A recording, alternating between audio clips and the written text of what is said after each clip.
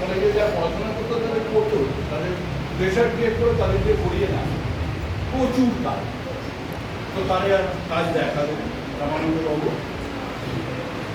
বলেন যে আমি ওদের আগে শেষ কাজটা আমাদের বলতে গিয়ে উনি যে শিক্ষাটা দিলেন সেই শিক্ষাটা আমার জীবনের একটা অন্যতম মহান।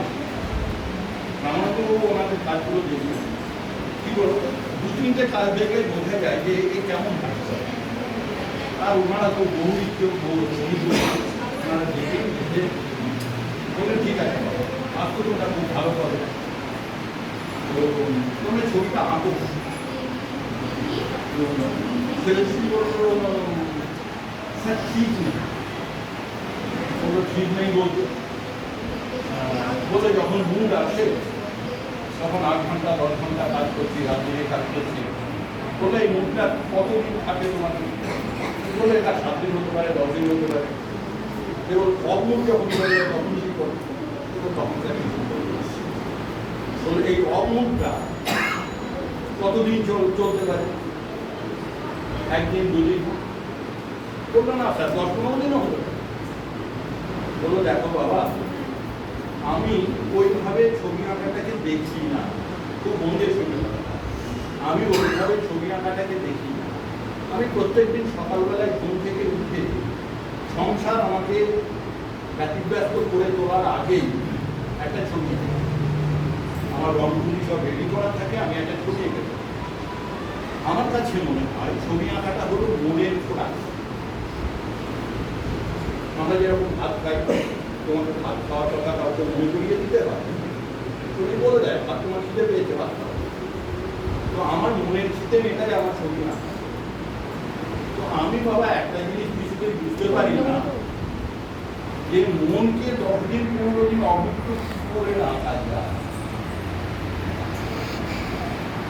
একটা মারাত্মক এনারা মহান শিল্পী। কেন মহান? তার কারণ শিল্প চর্চা, ছবি আঁকা ওনাদের জীবনের একটা অঙ্গ হয়ে গেছে। যেরকম ভাত খায়, চা খায়, বিস্কুট খায়, ছবি আঁকাটাও ওনাদের কাছে ঠিক তেমন।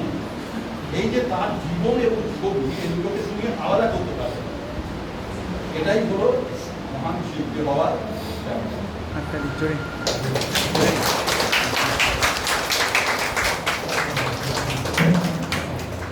আপনারা সবাই দীপঙ্করকে চেনেন। দীপঙ্করের দিব্যাঙ্গন আর্টস করেছে গরুডাঙ্গার একটা বিখ্যাত স্কুল। তার স্টুডেন্ট, তার শিক্ষার্থী প্রত্যেকেই খুব ভালো কাজ করে। আমাদের এখানে শিল্পী বিভাগ স্কুল একটা দারুণ কথা বলেছে, শিল্পটাকে আমাদের অনুভব করতে হবে। দর্শন সবচেয়ে আপনি যত ভালো দেখবেন তত ভালো আঁকতে পারবেন, জীবনের প্রত্যেকটা সেটা নিয়ে আমি একটা ছোট্ট 1 মিনিট বলবো। আমার একটা স্টুডেন্ট আমার কাছে আস্তে আস্তে হঠাৎ করে একদিন ফোন করে বলছে আমি আর আঁকবো না। আমি বললাম কেন? বলো তুমি আমার লাইফটাকে ফেল করে দিয়েছো।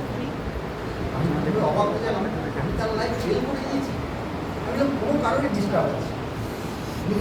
2 সপ্তাহ গেল, সে আসলো না। 3য় সপ্তাহে আমি তাকে ডেকে পাঠালাম, এলো। আসার পরে আমি তাকে জিজ্ঞেস করলাম কী হয়েছে? বলে তুমি আমার শিখিয়েছো সৌন্দর্য কি জিনিস, শিল্প কি জিনিস। আমি বুঝলাম না। বলে আমি সকালবেলা যখন বাড়ি থেকে বেরিয়ে যাচ্ছি, আমার ঘরে দেখলাম আমার ভাগনা একটা গ্লাসে জল ছিল, গ্লাসটা এখানে সাজিয়ে রাখলাম আমার খাটের পাশে। আমি সন্ধ্যেবেলা ঘুরে এসে দেখলাম গ্লাসটা ঠিক সেখানে রয়েছে, সেখান থেকে কেউ সরায়নি।